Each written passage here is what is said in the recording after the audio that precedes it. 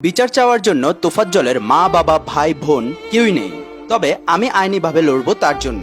ঢাকা বিশ্ববিদ্যালয়ের ফজলুল হক মুসলিম হলের তোফাজ্জল নামের এক মানসিক ভারসাম্যহীন তরুণকে পিটিয়ে হত্যার ঘটনা ঘটেছে। গতকাল বুধবার রাতে এই ঘটনায় নিহত তোফাজ্জলের হয়ে আইনি লড়াই চালিয়ে যাওয়ার ঘোষণা দিয়েছেন ঢাকা বিশ্ববিদ্যালয়ের সাবেক শিক্ষার্থী আরিফুজ্জামান ইমরান। দীর্ঘ এক ফেসবুক পোস্টে তিনি বলেছেন, এই ছেলের নাম তোফাজ্জল, আমার জন্মস্থান বরগুনা জেলার পাথরঘাটা উপজেলার সন্তান। তোফাজ্জল পাথরঘাটা উপজেলার কাঁঠালতলী ইউনিয়নের ছাত্রলীগের সভাপতি। এই ছেলেটি বেশ পরোপকারী এবং নেতৃত্ব গুণ সম্পন্ন ছাত্রনেতা ছিলেন। ব্যক্তিগত জীবনে প্রেম সংক্রান্ত একটি বিষয় নিয়ে আঘাতপ্রাপ্ত হওয়ার পর প্রথমে কিছুটা মানসিক ভারসাম্য হারায়। এরপর কিছুদিনের মধ্যে খুব অল্প সময়ের ব্যবধানে তোফাজ্জলের মা বাবা এবং একমাত্র বড় ভাই মারা যান। তোফাজ্জল তার পরিবার ও অভিভাবক শূন্য হয়ে পুরোপুরি মানসিক ভারসাম্য হারিয়ে ফেলে। গত 3 থেকে 4 বছর ধরে সে এভাবেই বেঁচে আছে। বিগত 2-3 বছর তোফাজ্জল প্রায় ঢাকা বিশ্ববিদ্যালয়ের ক্যাম্পাসে ঘুরে বেড়াতো।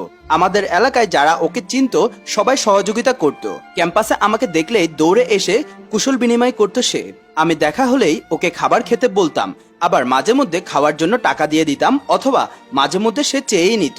খাবার ও খাবার টাকার বাহিরে ওর তেমন কোনো চাহিদাই ছিল না। হয়তো আজকেও কারো থেকে খাবার খোঁজার জন্য বা খাবারের জন্য ওই হলটাতে গিয়েছিল। তিনি আরো লেখেন, আজকে আমি ঢাকা বিশ্ববিদ্যালয়ের মহসিন হলের ছোট ভাই সাংবাদিক কবির কাননের ফেসবুক ওয়ালে তোফাজ্জলকে নিয়ে একটি স্ট্যাটাস দেখি। সেখানে লিখেছেন, তোফাজ্জলকে চোর সন্দেহে ওই হলে আটক করেছে। আমি দেখা মাত্রই কাননকে ফোন করি এবং তোফাজ্জলের বিষয়ে কাননকে অবগত করি যে ও আমার এলাকার ছেলে। আমি ওকে ব্যক্তিগতভাবে চিনি। বর্তমানে ও মানসিক ভারসাম্যহীন। হয়তো খাবারের সন্ধানে তোফাজ্জল ওই হলে গিয়েছিল। আমি কাননকে বলেছিলাম, ওইখানে ওকে যারা আটক করে রেখেছে তাদের সাথে কথা বলো। তোফাজ্জল যে মানসিক ভারসাম্যহীন এটা ওদের অবহিত করো, যাতে ওরা শারীরিকভাবে টর্চার না করে তোফাজ্জলকে।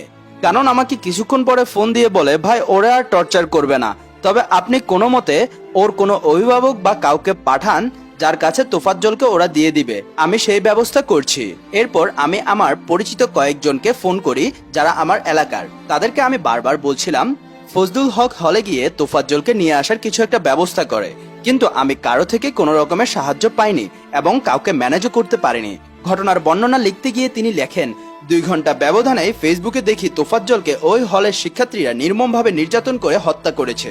আহা, ঢাকা বিশ্ববিদ্যালয় ছাত্র নামধারী বিবেকহীন এই নরপিশাচদের জন্য আজকে একটি নিরপরাধ প্রাণ চলে গেল।